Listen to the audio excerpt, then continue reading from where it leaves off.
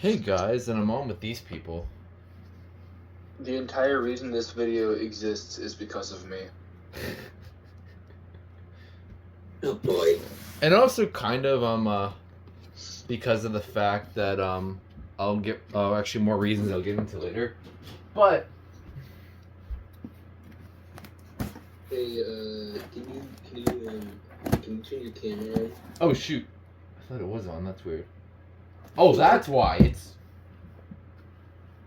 allow. Oh, there we go. Okay. Hello. Permissions were turned off for some reason.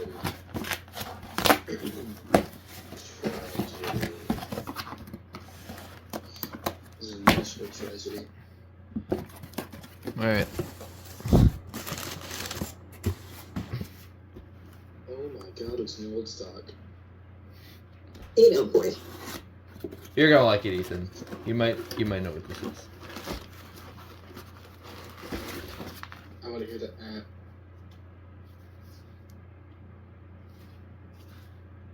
It's a 4262-4. Nifty. And now we have to do the thingamabobber. I'm going to do this podcast because I'm not on my computer.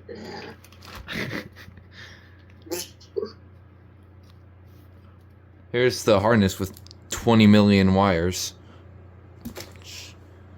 How in the world that works, I have no idea, so please let me know. So it looks like this one has actually no base, but the screws are like here, so that's how you mount it. That's actually really strange.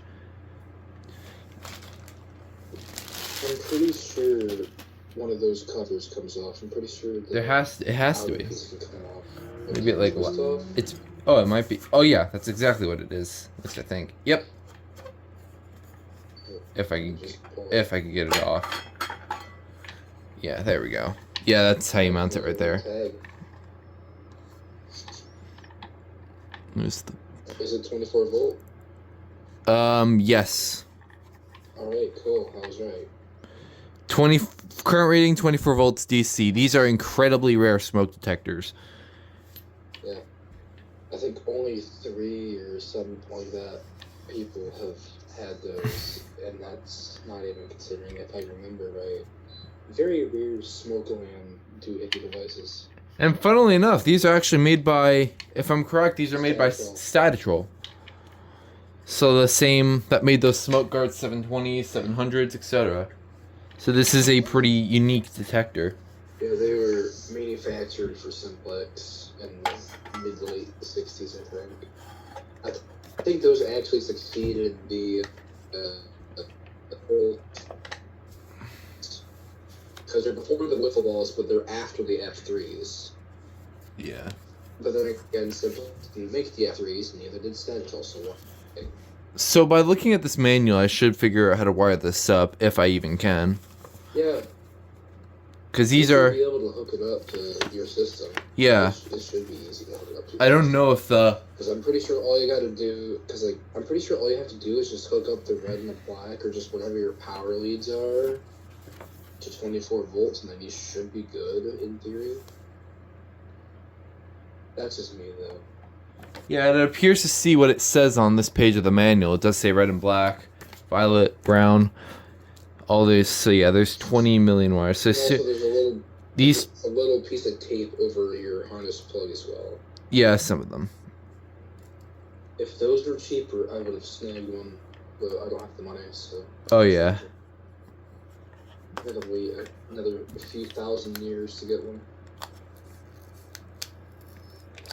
Also, those are thicker than I thought. I will say that. I thought they would be thinner. You know? So you just peel it off. Let me stick this in. I don't know how easy this will be to hook up to my system because of the way this is designed, because on the back side. I don't know how well this will be.